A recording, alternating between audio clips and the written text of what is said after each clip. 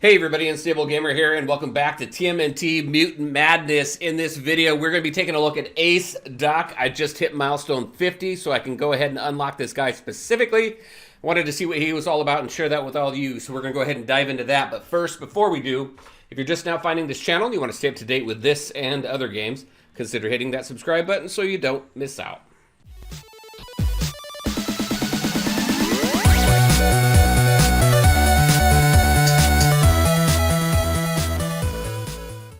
All right, and welcome back. Before we jump into this, just a couple reminders. All the links to my social media are in the description of every video, so definitely check that out.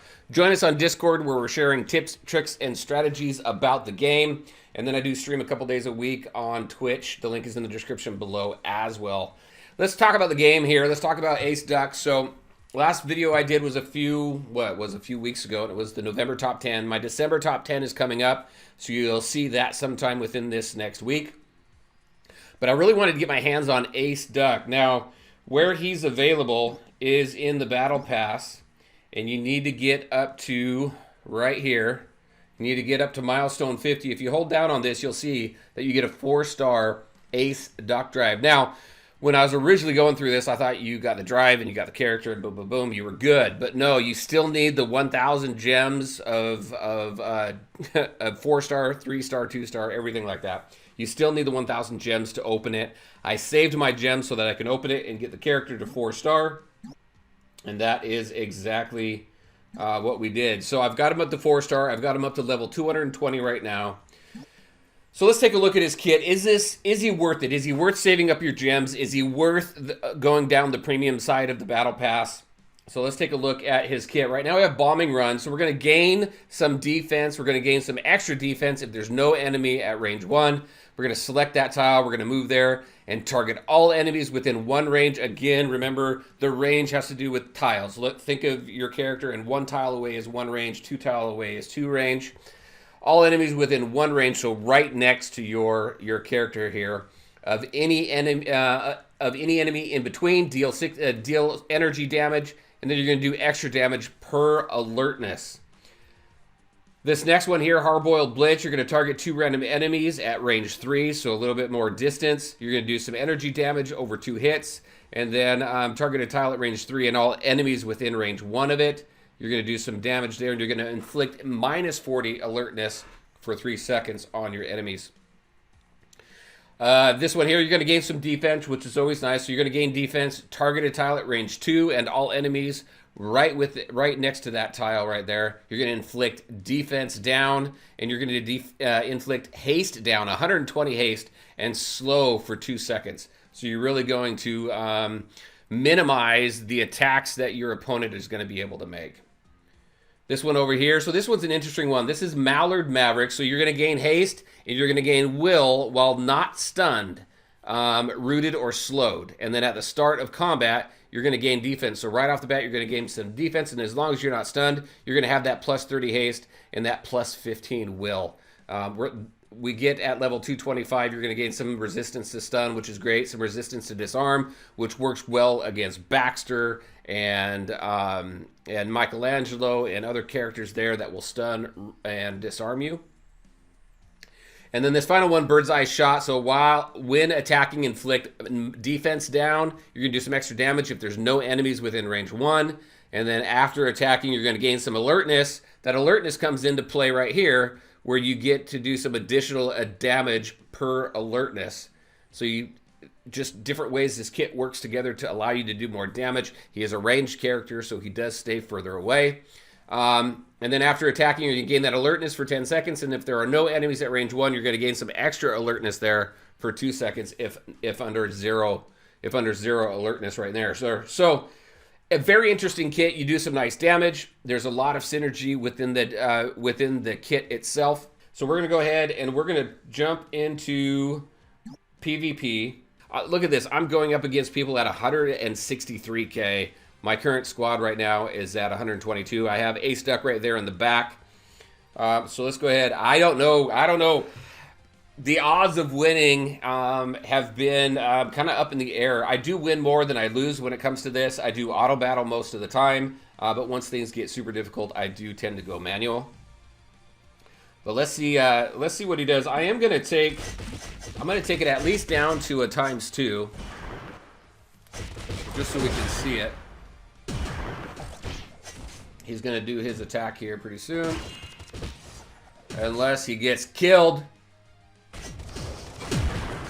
Come on! Ah, he did not do too well. But look at that damage that Zorax did.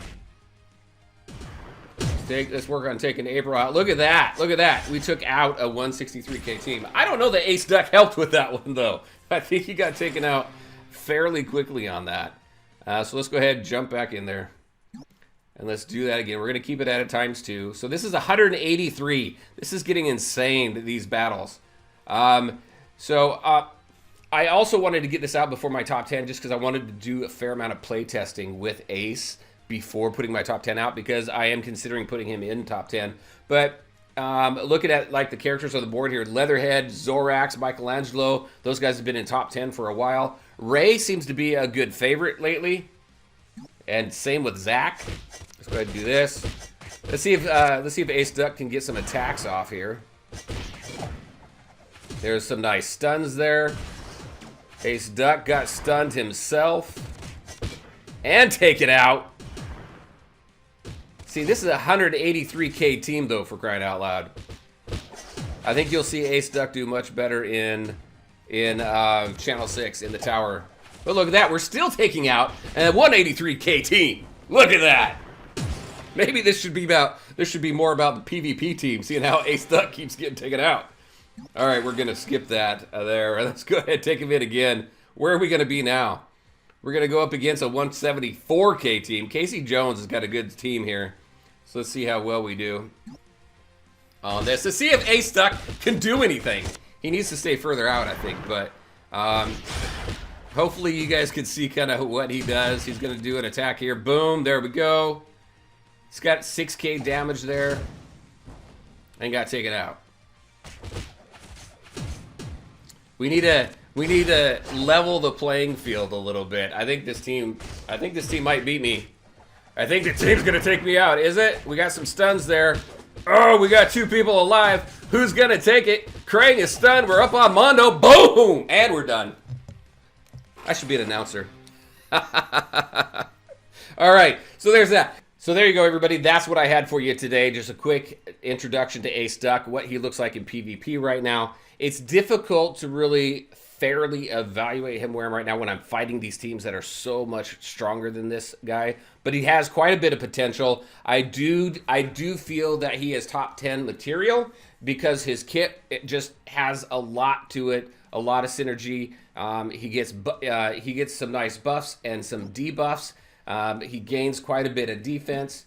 And he is a strong tune for this game. It's just, unfortunately, again, just the strength of the teams that I'm going up against, he is getting taken out quite early. So that kind of speaks to how much he can punch up. The teams, as you can see, they punch up pretty well. He does lend some damage to it. It's just his specials and things like that. He's not able to get off as quick or as often, and really contribute. As you see, he gets kind of taken out pretty early. So I will say though, adding him to my roster and in PvP, I was not defeating teams that were that high up before this consistently. So he has made a positive impact to my team.